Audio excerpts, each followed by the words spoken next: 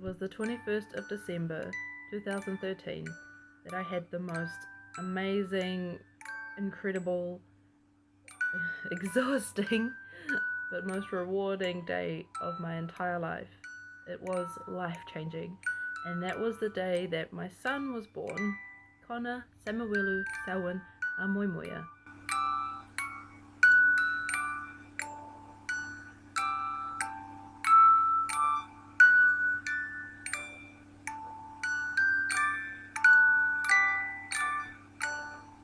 It was a day I'd been looking forward to practically my whole life. I'd always wanted to be a mum, but obviously a day I've been looking forward to for about 9 months.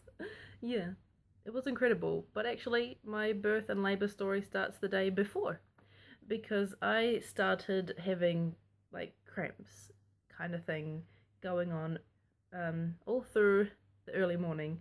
It was all just cramping and uncomfortable. It just felt like period pain.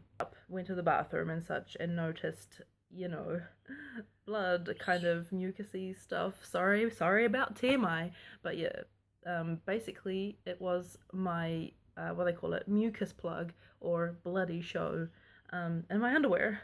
So I did a lot of walking because they say, you gotta get active, get walking to get things moving along. So I did. We had stairs at our flat, so I was going up and down the stairs and yeah, that kind of thing. And I just definitely noticed that the cramps were getting stronger. They weren't just mere kind of a bit cramp, kind of like period pain cramps. They were now severe period cramps around about lunchtime. And my mum came over to see me and she's like, well, yeah, if they're getting stronger, then you're in early labor. That's what it sounds like. And I was just like, wow, oh my gosh. And it got to about dinner time when it got to the point where they were like, oh, and I really had to stop and be like, and I was counting them at this stage, and they were still random, but they were happening sort of within 10 minutes of each other, and they were lasting about 30 seconds, 30 to 40 seconds. Some random ones would last about a minute or so, but yeah, it was still random. And my actual midwife said to have a good dinner and get some sleep while you can. That was the plan. That was the plan. But I was just too excited and too buzzing, and my partner was buzzing as well. He was really excited and stuff. So yeah, I didn't end up going to bed until like 10 o'clock, and it was too late by then. Yeah, so pretty much I had dinner and had a shower and everything, and tried to go to bed. By that stage, it was too late. They were too strong to sleep through, pretty much. Yeah. So that was my only chance of sleep really gone out the window. So I called up my mother soon after that, and she came over, and I was sitting on one of those Swiss ball things, bouncy Swiss ball things, and my mum was like pushing on my back at pressure points because she knows acupressure and acupuncture. So she was doing that every time a contraction came on, and it was very, very helpful. For some reason with my second labor though, it was like, no, I did not like it. So they were happening every about 5 minutes-ish, and they were lasting pretty close to a minute or over that at this stage. I will admit I was a bit crying. I was crying a little bit at this stage and like, whoa, because it hurts. So the decision was made to go up to the hospital. So we got to the hospital around about 2 or 3 in the morning, and I got straight into the bath. It felt amazing. I don't know what it is. I think that in the bath with water, it's soothing, it's relaxing, and like I guess the water helps kind of take the weight and the pressure off so much. It helps you relax.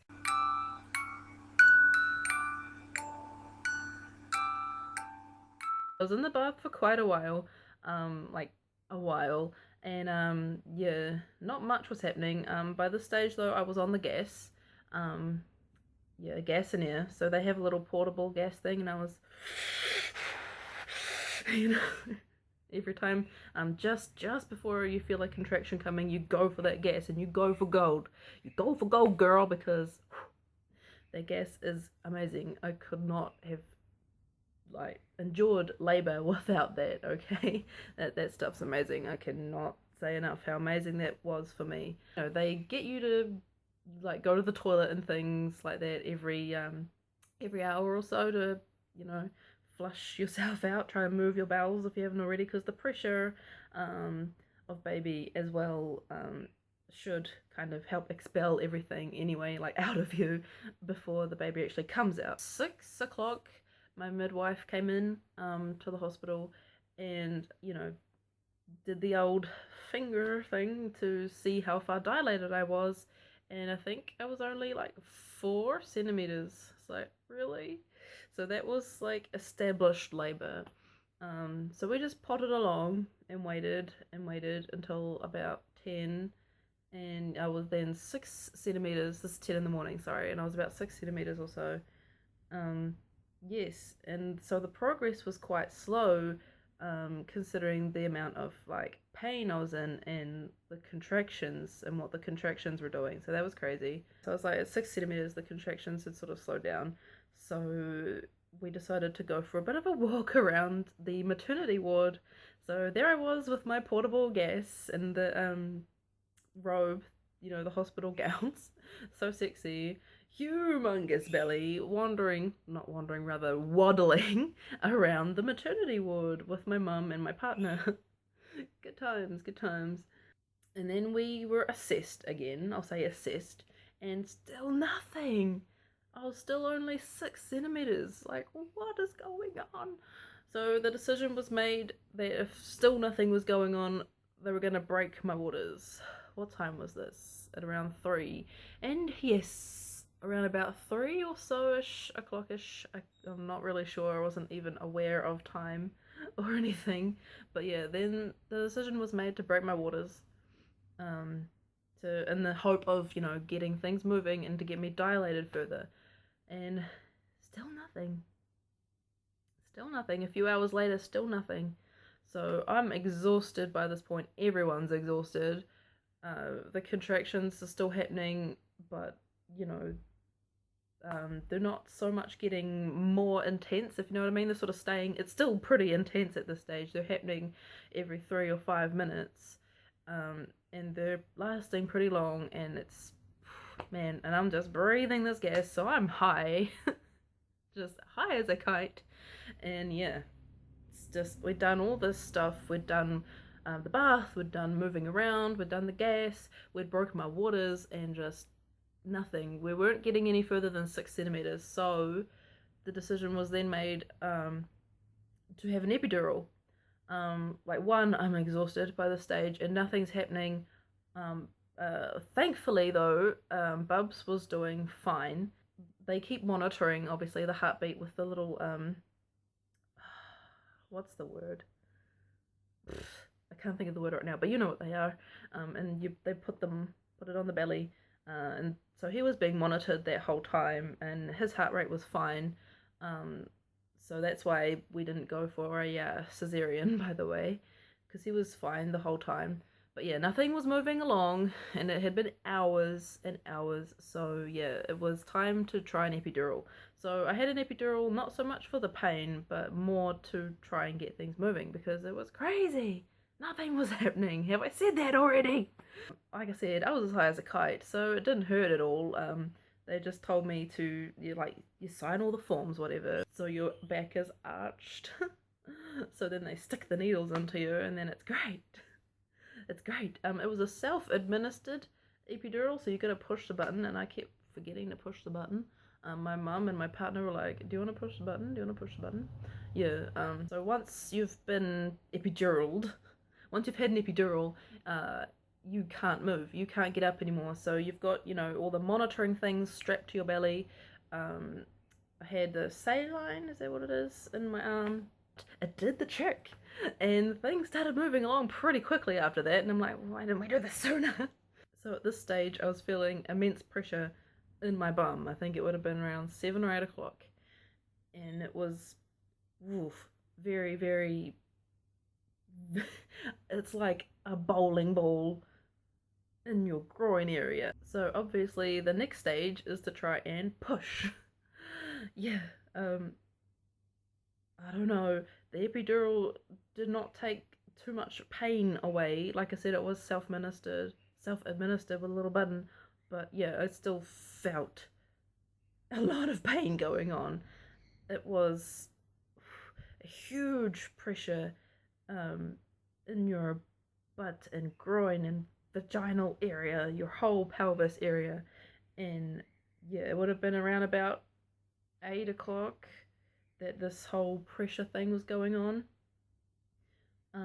Sort of 8:30 rolled along, and it was like, yeah, I'd been pushing for about 20 minutes, and yeah, it was, I was exhausted because obviously I hadn't really had any sleep for over 24 hours, and I had very little energy left. Like, I had been eating a bit of chocolate and drinking a bit of water, and that kind of thing. I had my fluid line in me, but I was still exhausted by the stage, and this is the stage where you need energy. So I was exhausted, and I've been pushing for over 20 minutes, and yeah, just wasn't quite making it through, and everyone could see everything because I'm on the bed, obviously because epidural, and my legs up, glorious, and yeah, my midwife, she's looking in there, she's like, I can see the hair, like Bubba's got dark hair, and like, trying to motivate me to really go for it. But yeah, then on the monitors it was showing that he was having a bit of problems. They said to me pretty much, Bubs is getting a bit distressed. We're gonna have to talk about doing a Ventouse, and that's exactly how I was born, vacuumed out, pretty much. So yeah, with the next few contractions, the, I don't know how else to call it, suction cuppy vacuum cleaner thing had been put onto his head, and with the next few contractions I was told, to push, give it all you've got, sort of thing, and the Ventouse would kind of help to get him out. And ooh, I know why they call it the Ring of Fire. It just feels like your whole down there bits are on fire, like, and like this literal ring is like, and like the fire is burning it open as your baby's head is going through, and it's just I can't put enough emphasis on this feeling of fire, and yeah, that's why they call it the Ring of Fire, because it feels like your bits are on fire, and this is this ring of fire that's like opening up as your baby is coming out. I just was screaming, and I'm like, stop! Like, I can't do this. And that was the first time I had said I can't do it. And my midwife just looked at me in the face and she said, yes, you can, Gemma, you can do this for your baby. And I just nodded, and with the next contraction was like a few moments, just a few seconds from that, and then I just ooh, and with that,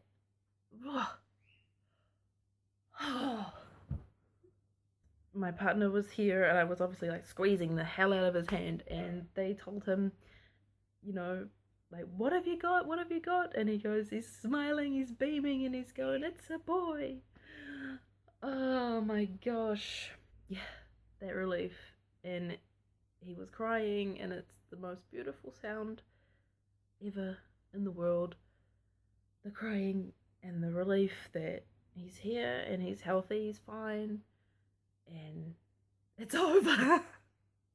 Well, not completely. There's the afterbirth, the placenta to come out, but that was out sort of within the next 10 minutes. I had a bit of help with that coming out, and they checked my placenta for a succenturiate lobe. They couldn't find one, so that was random because the 20-week scan had said that I had one, but obviously I didn't. I had 3 small tears, actually quite high up, close to the clitoris area. Yeah, so I had 3 tears that had to be stitched up. So he was born at 8:40 p.m. on the 21st of December 2013, a whole 6 days early. So the entire labor was about 36 hours long, and active labor or established labor was about 18 hours. Yeah. And he was born weighing 9 pounds and 10 ounces, and he was beautiful. So that was my labor and birth story. It was pretty long. Sorry about that. But still, even though it was really long and really exhausting, it was still beautiful, and I'm so grateful that it was pretty smooth. Like, things went pretty smoothly, even though it was a very long and very tiring labor. And I really could not have done it without the support of my friends and family, especially my mom and my partner and my midwives. Yeah, so I just want to thank you all so much for watching. Please hit subscribe for more videos, hit the like button, and I will be looking forward to seeing you in another video. I'll see you later, guys. Bye!